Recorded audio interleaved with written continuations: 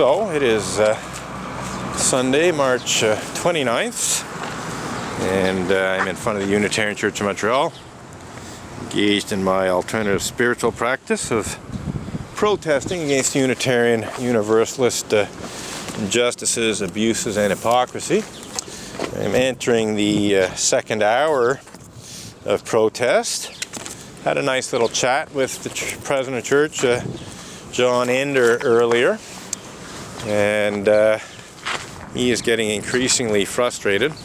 So here we go. These are the picket signs that I have in my hands. Unitarian Universalists misuse Canada's blasphemy law to cover up and deny pedophilia and rape. This refers to the fact that on June 1st of 2012, I received in my email inbox an email from Stikeman Elliott, Barristers and Solicitors litigation lawyer, Maître Marc-André Coulombe,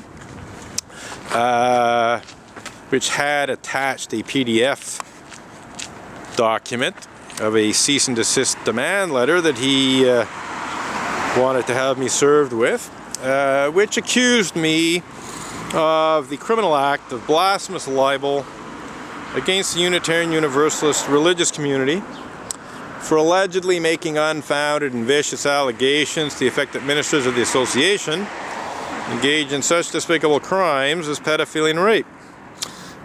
This is what we know as a Unitarian perversion of justice. Because, for starters, my allegations that I actually have made about Unitarian Universalists engaging in such despicable crimes as pedophilia and rape are anything but unfounded.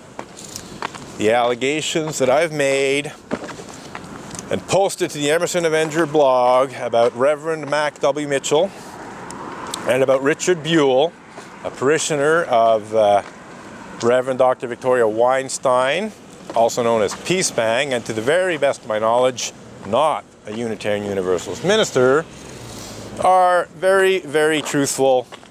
They're based on newspaper reports and other reliable information about these two Unitarian Universalist rapists, one of whom can be properly described as a pedophile rapist because he was convicted of raping preteen children who were no older than 12 years old at the times that the rapes took place.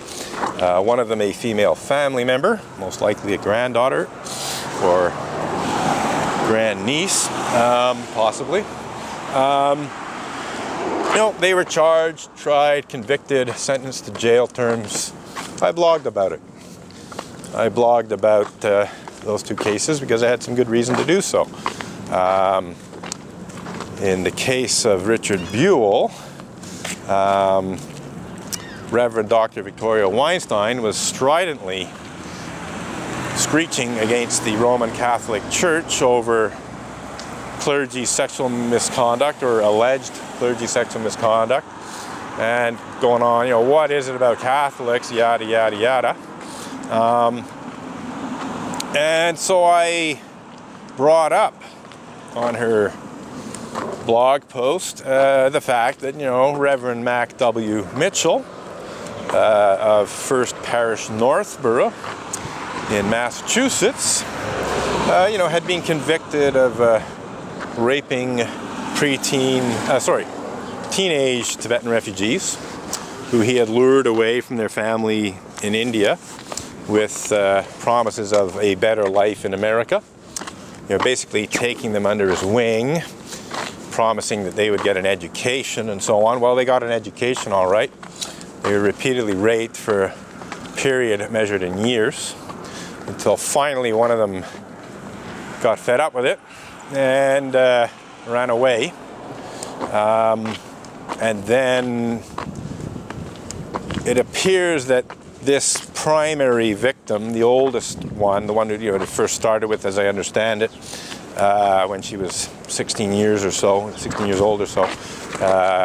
There were others after her, but and there may have been before, but in terms of what I know, this woman, young girl, at the time she was at the time, because she'd been raped over a period of years, and when she finally did report the rape, I believe it turns out she was in her early 20s. She reported this not to the police, but to parishioners of the church that Reverend Mac W. Mitchell was a minister of. She told some church members about this, expressed her concerns about this, and it was, as I understand it, 5 women from the church who decided that the best thing to do was to bring this matter to the attention of the police, which is what they did. What they did not realize was that either the local church leadership or the Unitarian Universalist Association, most likely the latter, possibly a collaboration between the two, had been trying to persuade that victim and another victim or two to sign confidentiality agreements. In other words, to sign agreements saying that they would shut up. And the women who reported the rapes to the police, were not aware of this. So they essentially sabotaged unwittingly an attempt by either the local church or the Unitarian Universalist Association to hush the whole thing up. And as a result of doing that, they were mistreated by their own church members. They were effectively ostracized. 1 or 2 of them, I believe, resigned their membership in the church as a result of the mistreatment they received for basically doing the right thing. And this is a common social dynamic, shall we say, in cases of clergy sexual misconduct. One faction of the congregation want to do the right thing, whatever it may be. They want, reasonable moral and ethical standards to be lived up to, whereas the other faction, and it often turns out to be a majority of the church, just want to hush the whole thing up, pretend nothing happened, let bygones be bygones, whatever, just cover it up, don't deal with it, pretend it didn't happen, so on. This isn't the only time that's happened. It's not the last. So I wrote about that case, and that's it. I submitted comments about that to Peacebank, saying, well, why don't you talk about this? This is closer to home. It's actually much more serious clergy sexual misconduct. Why aren't you talking about Unitarian Universalist clergy sexual misconduct? Why are you stridently pointing the finger at Catholics when, your own religious community has some serious problems of its own? Well, she promptly deleted all of my comments, kept them hidden, and I was a bit fed up with her by that point. She'd already done a lot of stupid and abusive things, but this was a bit too much. She was basically doing her best to cover up and hide the fact that, the Unitarian Universalist community has its own clergy sexual misconduct problem. She didn't want to deal with it. And at that point, she was blogging pseudonymously. Her identity was not known to people as a rule. There were a few people who knew who it was, a few Unitarian Universalists in the know, but as a rule, she was known only by the pseudonym Peacebank. It was not associated with her name.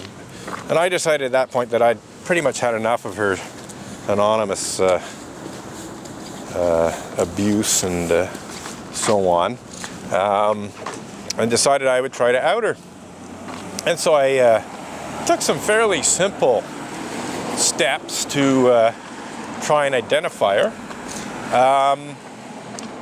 I had seen one comment on her blog where a commenter who apparently knew who it was had addressed her as Victoria.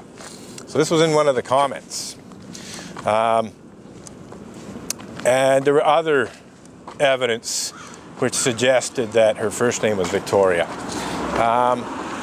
So I ran a search, Reverend Victoria, Unitarian Universalist, and her name was the most prominent one. I think there were one or two others, but nonetheless, Reverend Victoria Weinstein was on the list of suspects, as it were.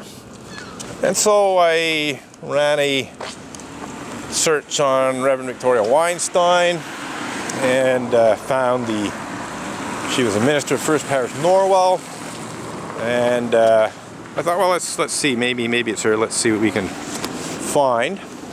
And so I looked at the church newsletters to find out a little bit more about Reverend Victoria Weinstein, see if this was the person behind the Peace Bang blog.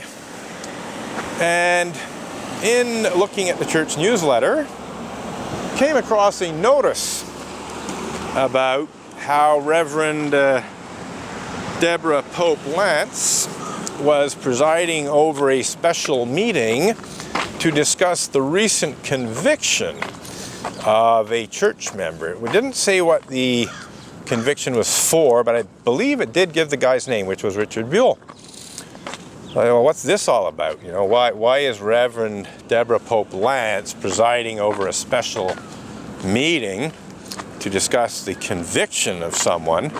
I knew Reverend Deborah Pope Lance to be an expert in clergy sexual misconduct matters. So I thought, well, is this another minister? Is this an associate minister or something? Or maybe even the primary minister of the church who was convicted of something of a sexual nature? So I said, well, let's run a search on Richard Buell and see what comes up. So we ran a search on Richard Buell, and I discovered that one Richard Buell of Norwell had just been convicted of raping preteen girls, including a female family member. This was reported in the Norwell Mariner and I believe some other newspapers. So I'm like, oh, okay, well, this is interesting, because here we have this anonymous blogger, Peace Bang, whose first name appears to be Victoria. She's stridently attacking the Roman Catholic Church over comparatively minor